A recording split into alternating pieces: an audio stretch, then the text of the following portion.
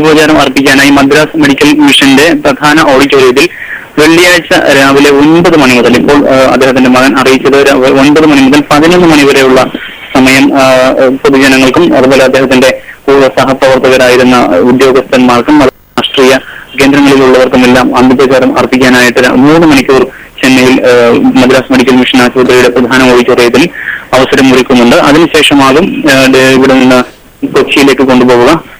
കൊച്ചിയിലും ഒരു ദിവസം രാത്രി പൊതുദർശനത്തിനായി വയ്ക്കും. അതിനുശേഷം പിറ്റേന്ന് രാവിലെ, ശനിയാഴ്ച രാവിലെ മാവേലിക്കരയിലേക്ക് കൊണ്ടുപോകും. മാവേലിക്കരയിൽ അദ്ദേഹത്തിന്റെ തറവാടായ പുതിയകാവ് സെന്റ് മേരീസ് ഓർത്തഡോക്സ് പള്ളിയിൽ വെച്ചാണ് അദ്ദേഹത്തിന്റെ മൃതശരീരം സംസ്കരിക്കുന്നത്. നാട്ടുകാർക്കും അതുപോലെ തന്നെ ബന്ധുക്കൾക്കും അതുപോലെ കേരള സർക്കാരിന്റെ പ്രതിനിധികൾക്കുമെല്ലാം അന്ത്യോപചാരം അർപ്പിക്കാനുള്ള അവസരങ്ങൾ അവിടെ നടക്കുന്നുണ്ട്. ഇപ്പോൾ ഡോക്ടർ പി.സി. അലക്സാണ്ടറിന്റെ മൃതദേഹം എംബാമിംഗ് നടപടികൾ പൂർത്തിയാക്കി അടുത്ത ബന്ധുക്കൾക്കും അതുപോലെ മക്കൾക്കുമെല്ലാം അന്ത്യോപചാരം അർപ്പിക്കാനും അവർക്ക് ചെറിയ പ്രാർത്ഥനാ ശുശ്രൂഷയ്ക്കുമായി ഇപ്പോൾ ഒന്ന് പുറത്തേക്ക് കൊണ്ടുവരുന്നുണ്ട്. അതിനുശേഷം മോർച്ചറിയിലേക്ക് മാറ്റുന്ന മൃതദേഹം വെള്ളിയാഴ്ച രാവിലെ 9 മണിക്ക് പുറത്തേക്ക് എടുക്കുള്ളൂ. ശരി ബ്രിട്ടോ. നയതന്ത്ര മികവും ഭരണപരമായ കാര്യശേഷിയുമായിരുന്നു പി.സി. അലക്സാണ്ടറുടെ പ്രത്യേകതകൾ. ആധുനിക ഇന്ത്യയുടെ ചരിത്രത്തിനൊപ്പം നടന്ന വലിയ ജനസേവകനെയാണ് പി.സി. അലക്സാണ്ടറുടെ നിര്യാണത്തോടെ രാജ്യത്തിന് നഷ്ടമാകുന്നത്. 1921 മാവേലിക്കരയിലാണ് പടിഞ്ഞാറെ തലയ്ക്കൽ ചെറിയാൻ അലക്സാണ്ടർ എന്ന പി.സി. അലക്സാണ്ടറിന്റെ ജനനം. സാമ്പത്തിക ശാസ്ത്രത്തിലും ചരിത്രത്തിലുമായി ബിരുദവും അണ്ണാമലൈ സർവകലാശാലയിൽ നിന്ന് ഡോക്ടറേറ്റും നേടിയ അലക്സാണ്ടർ 1948 സിവിൽ സർവീസിൽ പ്രവേശിച്ചു. തിരുക്കൊച്ചി, മദ്രാസ് പ്രവിശ്യകളിൽ കളക്ടറായി സേവനമനുഷ്ഠിച്ച ശേഷം 1955 കേന്ദ്ര സർവീസിൽ ചേർന്നു. ഭരണനിർവഹണ വിഭാഗത്തിൽ കേന്ദ്ര സേവനം ആരംഭിച്ച അദ്ദേഹത്തിന് ആദ്യ വർഷങ്ങളിൽ തന്നെ ഈ വിഷയത്തിൽ ഒട്ടേറെ രാജ്യാന്തര പരിശീലന പരിപാടികൾക്ക് അവസരം ലഭിച്ചു. തുടർന്ന് വാണിജ്യ വകുപ്പ് സെക്രട്ടറിയായും ലണ്ടനിലെ ഇന്ത്യൻ ഹൈക്കമ്മീഷനായും സേവനം.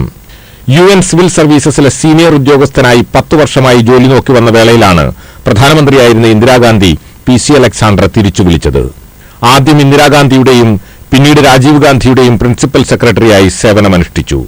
80കളിലെ ഇളകിമറിഞ്ഞ ദേശീയ രാഷ്ട്രീയത്തിൽ ഭരണപരമായ പല ചുവടുവയ്പ്പുകൾക്കും നയപരിപാടികൾക്കും മുൻപ് ഈ നേതാക്കൾ കൂടിയാലോചന നടത്തിയത് അലക്സാണ്ടറുമായായിരുന്നു. സർവീസിൽ നിന്ന് വിരമിച്ച ശേഷം 1988 മുതൽ 2 വർഷം തമിഴ്നാട് ഗവർണറായി നിയമിതനായ പി.സി. അലക്സാണ്ടർ 93 മുതൽ 2002 വരെ മഹാരാഷ്ട്രയുടെയും ഗവർണറായിരുന്നു. 2 വർഷക്കാലം ഗോവ ഗവർണറുടെ ചുമതലയും നിർവഹിച്ചു. രാഷ്ട്രപതി സ്ഥാനാർത്ഥി സ്ഥാനത്തേക്ക് ഒരു ഘട്ടത്തിൽ പരിഗണിച്ചെങ്കിലും പിന്നീട് കോൺഗ്രസ് കൈവിട്ടു. ഗവർണർ പദവി ഒഴിഞ്ഞ ശേഷം 2002 മഹാരാഷ്ട്രയിൽ നിന്ന് സ്വതന്ത്ര സ്ഥാനാർത്ഥിയായി രാജ്യസഭയിലേക്ക് മത്സരിച്ചു ജയിച്ചു. ഭോപ്പാൽ വാതക ദുരന്തത്തിനു പിന്നാലെ വാറൻ ആൻഡേഴ്സൺ ഇന്ത്യ വിട്ടത് രാജീവ് ഗാന്ധിയുടെ അറിവോടെയാണെന്ന വിവാദ പ്രസ്താവനയിലൂടെ കഴിഞ്ഞ വർഷം അദ്ദേഹം വാർത്തകളിൽ ഇടം പിടിച്ചിരുന്നു. My years with Indira Gandhi, through the corridors of power, India in the new millennium, Dutch in Malabar തുടങ്ങിയ ഒട്ടേറെ ചരിത്ര ഗ്രന്ഥങ്ങളുടെ കർത്താവാണ്. മനോരമ ന്യൂസ്, ചെന്നൈ. ഇന്ദിരാഗാന്ധി, രാജീവ് ഗാന്ധി, നരസിംഹറാവു എന്നീ 3 പ്രധാനമന്ത്രിമാരോടൊപ്പം പ്രവർത്തിച്ച പി.സി. അലക്സാണ്ടർ ഇന്ത്യൻ രാഷ്ട്രീയത്തിലെ പല ഘട്ടങ്ങൾക്കും സാക്ഷിയായി. അധികാരത്തിന്റെ ഇടനാഴികളിലൂടെ എന്ന ഗ്രന്ഥം രചിച്ച അദ്ദേഹം ഇന്ത്യൻ രാഷ്ട്രീയത്തിലെ അറിയപ്പെടാത്ത പല രഹസ്യങ്ങളും സൂക്ഷിച്ചു. പ്രധാനമന്ത്രിയായിരുന്ന ഇന്ദിരാഗാന്ധിയാണ് 1981 ഐക്യരാഷ്ട്രസഭാ ആസ്ഥാനത്തു നിന്നും ഈ മലയാളിയെ ഇന്ത്യയിലേക്ക് വിളിപ്പിച്ചത്. തുടർന്ന് അദ്ദേഹം രാജീവ് ഗാന്ധിയുടെയും പ്രിൻസിപ്പൽ സെക്രട്ടറിയായി. ഇന്ദിരാഗാന്ധിയോടൊപ്പമുണ്ടായിരുന്ന 4 വർഷം ചരിത്രപ്രധാനമായ പല സംഭവങ്ങൾക്കും അദ്ദേഹം സാക്ഷിയായിരുന്നു. പഞ്ചാബ് വിഷയത്തിൽ പല രഹസ്യ ചർച്ചകളും നടന്നത് 27 സഫ്ദർജംഗ് റോഡിലെ പി.സി. അലക്സാണ്ടറുടെ വസതിയിലായിരുന്നു. കോൺഗ്രസിലെ ആഭ്യന്തര പ്രശ്നങ്ങളിൽ മനമെടുത്ത് സജീവ രാഷ്ട്രീയം വിട്ട് രാഷ്ട്രപതിയാവാൻ ആഗ്രഹിച്ച ഇന്ദിരാഗാന്ധിയെ പിന്തിരിപ്പിച്ചതും അലക്സാണ്ടറായിരുന്നു. ഇന്ദിരാഗാന്ധി വെടിയേറ്റു മരിക്കുന്നതിന്റെ തലേദിവസം രാത്രിയും അലക്സാണ്ടറുമായി സംസാരിച്ചിരുന്നു. ഇന്ദിരാവധത്തിനു ശേഷം രാജീവ് ഗാന്ധിയുടെ സത്യപ്രതിജ്ഞ നിശ്ചയിച്ചത് all India institute of medical സയൻസസിന്റെ 8ാം നിലയിൽ ഇന്ദിരയുടെ മൃതശരീരം സൂക്ഷിച്ചിരുന്ന മുറിയുടെ തൊട്ടടുത്തുള്ള കുളിമുറിയിലായിരുന്നു.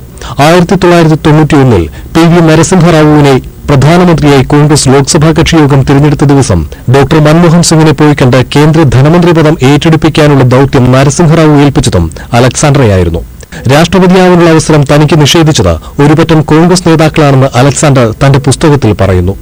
ശരത് പവാറിന്റെ പ്രേരണയെ തുടർന്ന് മഹാരാഷ്ട്രയിൽ നിന്നും രാജ്യസഭയിലേക്ക് മത്സരിച്ചപ്പോഴും കോൺഗ്രസ് എതിർത്തത് അദ്ദേഹത്തെ വേദനിപ്പിച്ചു. കേരളത്തിലെ കോൺഗ്രസ് നേതാക്കളും തന്നെ സഹായിച്ചില്ല എന്ന് അദ്ദേഹം തുറന്നെഴുതി. ചരിത്രത്തിന്റെ ഭാഗമായ ധാരാളം സംഭവങ്ങൾ രേഖപ്പെടുത്തിയെങ്കിലും ചില രഹസ്യങ്ങളും രാജ്യരക്ഷയുമായി ബന്ധപ്പെട്ട വിവരങ്ങളും താൻ വെളിപ്പെടുത്തിയിട്ടില്ല എന്നും അവ തന്നോടൊപ്പം ശവക്കുഴിയിലേക്ക് പോകുമെന്നും PC അലക്സാണ്ടർ രേഖപ്പെടുത്തിയിരുന്നു. അലക്സാണ്ടറുടെ മരണത്തോടെ ചരിത്രത്തിനൊപ്പം നടന്ന ഒരു മലയാളി കൂടി അപ്രത്യക്ഷനാകുന്നു. News desk, Manorama news. American federal reserve